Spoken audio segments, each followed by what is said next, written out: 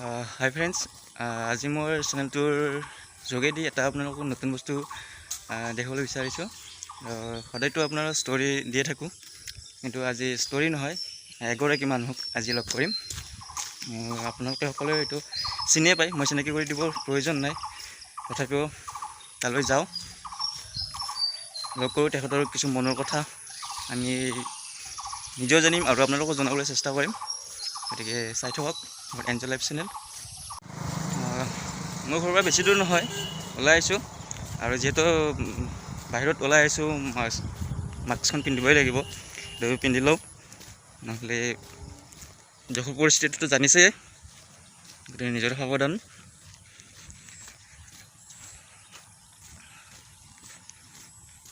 চাই থাকক আপোনালোকে এনজয় লাইফ চেনেল, আৰু এনেকুৱা ধৰণৰ বহুতো কিছুমান নজনা কথা জানিবলৈ চেষ্টা কৰিম। জনাৰ কাৰণে চাই থাকক, কি কৰিব পাৰোঁ। ফাৰ্ষ্ট টাইম কৰিব ওলাইছোঁ, যাই চাওঁ।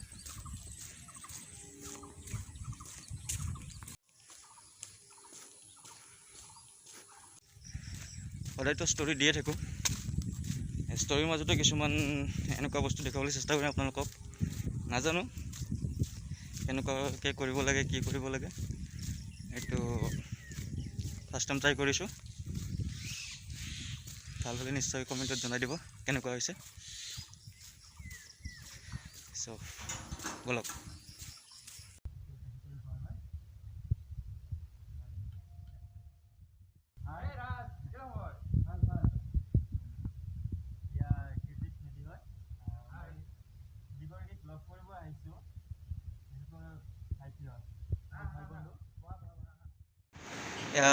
বাইদেউ আহি পাইছে, আপোনালোকে চিনি পায় সকলোৱে। কি খবৰ? ভাল বাইদেউ। বাকি লকডাউন চলি আছে বাইদেউ। কথা মাইছা তুমি স্যানিটাইজাৰটো অকমান ঠিক আছে, থেংক ইউ বাইদেউ। মাস্ক লগাই আহিছা ন? মাস্ক লগাই আহিছোঁ, বাহিৰত নোৱাৰি ন। ঠিক আছে, ঠিক আছে।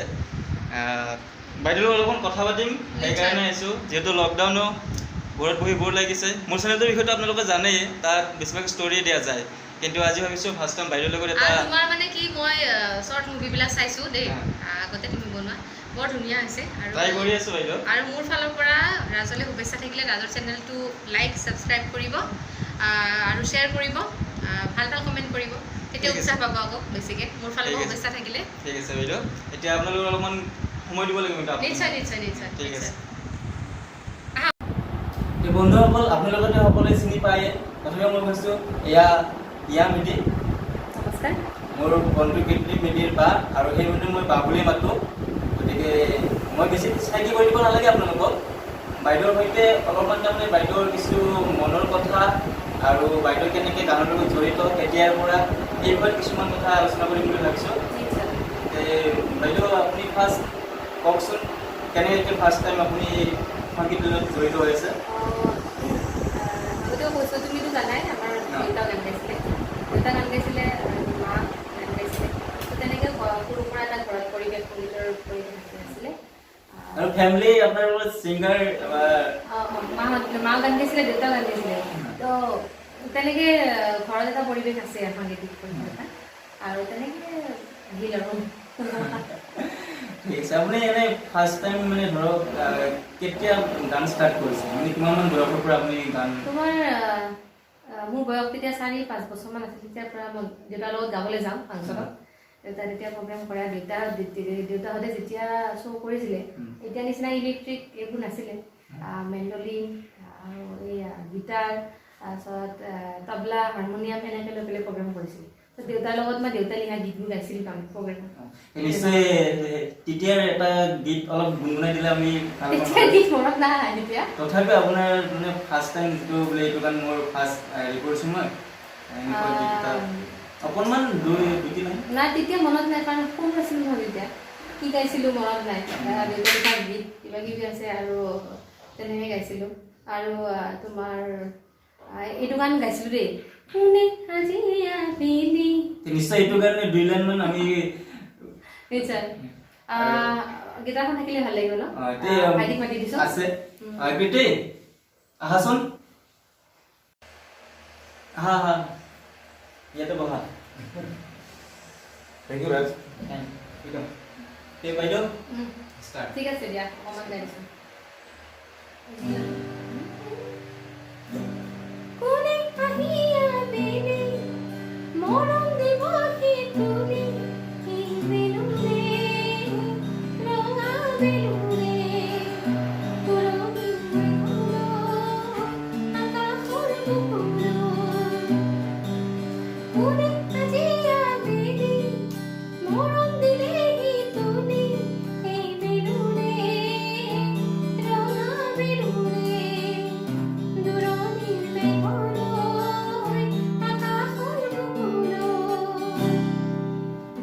ঠিক আছে শুনি ভাল লাগিল thank you. বাইদেউ আপোনাৰ মইতো শুনিছো আপুনি বহুত থিয়েটাৰতো গান গাইছে আৰু কিছুমান চিনেমাতো অফাৰ পাইছে আপুনি গাইছোঁ গাইছে তোমাৰ অসমীয়া চিনেমাত মই তেতিয়া মই ক্লাছ 9 আছিলোঁ নেকি ন ক্লাছ 9ত আছিলোঁ তেতিয়া আই চিনেমাখনত মই গাবলৈ সুযোগ পাইছিলোঁ তাৰমানে শ্ব' কৰি আছিলোঁ তেতিয়া দিলীপ দাস তেখেতে মানে উদ্বোধন কৰিব আহিছিলে মঞ্চত তেতিয়া তেখেতে গান শুনি পেলাই মোক ক'লে যে চিনেমাত তুমি গাবা নেকি ডেফিনেটলি গাম বুলি ক'লোঁ আৰু তাৰপিছতে গুৱাহাটীলৈ গৈ তোমাৰ কাদম্বৰী ক্ৰিয়েশ্যন কাদম্বৰী ষ্টুডিঅ'ত তেতিয়া ৰেকৰ্ডিং হৈছিলে আৰু এই দীপক দাস দাই আমাৰ নলবাৰীৰ দীপক দাস দা তেখেতে ৰেকৰ্ডিং কৰিছিলে তো সেই তেনেকৈ চিনেমাত গাবলৈ অফাৰ পালোঁ তাৰপিছত তোমাৰ আৰু থিয়েটাৰটো গাইছোঁ আৰু এইবাৰ আচলতে এখন ভোজপুৰী মুভিত এতিয়া আইটেম চং গাইছোঁ তাৰপিছত কানাড়া মুভিত গাইছোঁ কানাড়া মুভিখন অলৰেডি কাম চলি আছে মানে লকডাউনৰ কাৰণে ৰিলিজ হোৱা নাই আৰু মিউজিক কৰিছিলে ইয়াৰ দিনে তেখেতে কৰিছিলে আৰু কানাড়া মুভিখনত গান গাইছিলোঁ মানে চিনা মাতিগে বুলি বিৰাট বিৰাট ধুনীয়া গানটো তাৰমানে আৰু প্ৰনাউন্সিয়েশ্যনটো তাৰমানে আমাৰ আমি অসমীয়া কোৱা মানুহ তেওঁলোকৰ প্ৰনাউন্সিয়েশ্যনটো টোটেলি বেলেগ হয় তথাপি গাবলৈ চেষ্টা কৰিছোঁ তেওঁলোকে ভালো পাইছে কিন্তু পপুলাৰ হ'ব কাৰণ ৰিলিজ হোৱা নাই অকণমান গাই দিছোঁ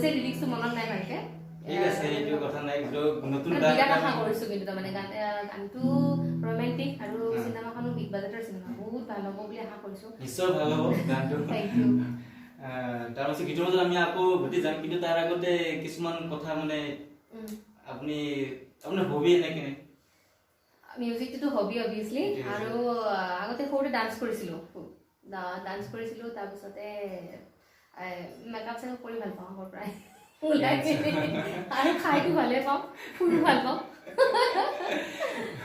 ঠিক আছে বাকীতো একেদিনটো লকডাউন চলি আছে গতিকে আপোনাৰ কিবা এনেকুৱা প্ৰব্লেমবোৰ কিবা মানে ধৰক উপায়তো নাই এতিয়া গোটেই পৃথিৱীৰে আচলতে অসুখ আৰু গতিকে লকডাউন চলি আছে বা প্ৰব্লেমটো যথেষ্টখিনিয়ে হৈছে কাৰণ কিয় আমাৰ পুৰা শ্ব' ষ্টাৰ্ট হৈছিলে মাত্ৰ শ্ব' ষ্টাৰ্ট হোৱাৰ মানে আগতে আমি আখৰা আমাৰ অলৰেডি শেষ হৈছিলে তাৰমানে বুকিং হৈ গ'ল তাৰপাছত আমাৰ অনুষ্ঠানবোৰ মানে বাতিল কৰিবলগীয়া হ'ল কৰোণাৰ কাৰণে আৰু গোটেই এতিয়ালৈ বন্ধই চলি আছে মনটো সঁচাই খুবেই বেয়া মনটো তাৰে কাৰণে কিন্তু উপায় নাই এতিয়া গোটেই বিশ্বতে হৈছে গতিকে আমি এতিয়া চৰকাৰৰ ফালৰ পৰা যিখিনি আমাক সাৱধানতা অৱলম্বন কৰিবলৈ দিছে তো সেইখিনি কৰি আছোঁ আৰু তাৰ মাজতে আমি গান এনেকৈ বনাই থাকিব লাগিব তাৰে মাজতে আমি মই লকডাউনৰ মাজতে মোৰ পুৰণি কিছুমান মানে যেনে ধৰা দীপালী বৰঠাকুৰ বাইদেউ বা তোমাৰ চাৰু গোহাঁই দা ভূপেন হাজৰিকাদেৱ তেখেতসকলৰ মানে গীতবোৰতো আমি সৰুৰ পৰা গাই ডাঙৰ হৈছোঁ শুনি ডাঙৰ হৈছোঁ কিন্তু মই ভাবিলোঁ গাবলৈ মন যায় গতিকে আনপ্লাগ টাইপত কৰি পেলাই মই কভাৰ হিচাপে এটি লকডাউনৰ মাজতে ঘৰুৱা পৰিৱেশত মানে একদম ঘৰতে ৰিলিজ দিছিলোঁ আৰু ভালে পাইছে ৰাইজে তাৰপিছত আকৌ যাযাবৰ বুলি এটি গীত আমি বহুত কেইজন আৰ্টিষ্টে আচলতে ট্ৰিবিউট টু ডক্টৰ ভূপেন হাজৰিকাদেৱ তেখেতলৈ ট্ৰিবিউট দি আমি এটি গীত এটি বহুত কেইজন ছিংগাৰ যেনে জিতুল দাও গাইছে আৰু আমি বম্বেৰ ছিংগাৰ চানে গাইছে মই গাইছোঁ তাৰপাছত জিতুল দাই গাইছে বৰণবিকা তেনেকৈ বহুত কেইগৰাকীমান শিল্পীয়ে গাইছে আৰু গানটো ৰিলিজ দিছোঁ আৰু লকডাউনৰ মাজত বাকী আৰু লকডাউনৰ মাজত মানে কিবা আপুনি কি কৰি আছে নে ঘৰতে মাক অলপ সহায় কৰিছোঁ আৰু আচলতে এনেইতো ইমান টাইম পোৱা নাযায় এতিয়া লকডাউন বুলি ঘৰত অকণমান বাহিৰত থকা যায় তাৰপিছত আৰু পেইণ্টিং কৰিছিলোঁ মাজতে প্ৰথম আৰু পেইণ্টিং বিৰাট চখ আছিলে শিকিছিলোঁ আগতে আচলতে আৰ্ট শিকিছিলোঁ আৰু ইয়াৰ লগত বহি ঠিক আছে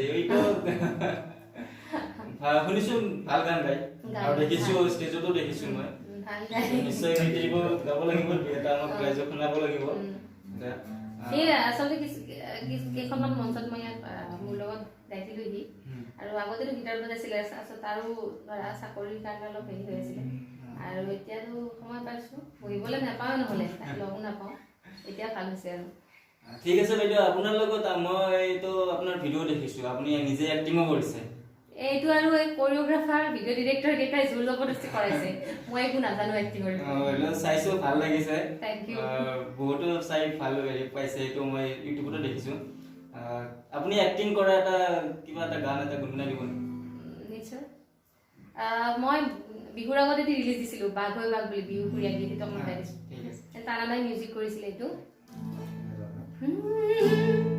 আঘোণৰ পথাৰতে যেনৈ ধান দেখা পোতে এটিতে কালৰা দেখিলো মইনো ঘপকে আঘোণৰ পথাৰতে যেনৈ ধান দেখা পোতে এটিতে কালৰা দেখিলো মইনো ঘপকে তাৰ চকুলে চাই মোৰহে পান পৰাই মনৰে হে দুলনি লাগিৰে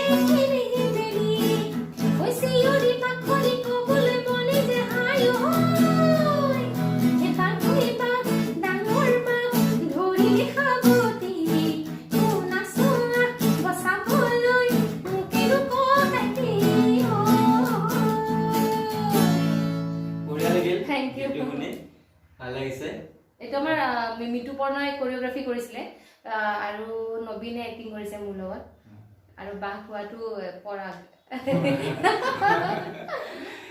চাই ভাল লাগিছে গানটো আৰু বাইদেউ গোৱা কিছুমান গীতৰ মই মোৰ ইউটিউব লিংকৰ তলত দি দিম আপোনালোকে চাব আৰু যিসকলে চোৱা নাই তেওঁলোকে লাইক কৰিব শ্বেয়াৰ কৰিব যদি ভাল লাগে তোমাৰ জৰিয়তে চেনেলৰ জৰিয়তে মই অকণ প্ৰমোচন কৰি দিছোঁ আৰু ঠিক আছে যেহেতু ক্ৰিকেট তুমিও গান গোৱা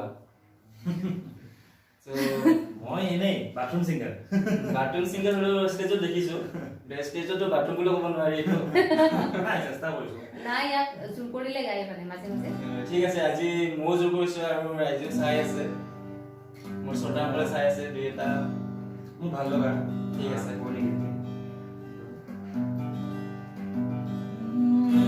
जो वादा किया वो निभाना पड़ेगा जो वादा किया वो निभाना पड़ेगा रोके जमाना चाहे रोके खुदाई तुमको आना पड़ेगा जो वादा किया वो निभाना पड़ेगा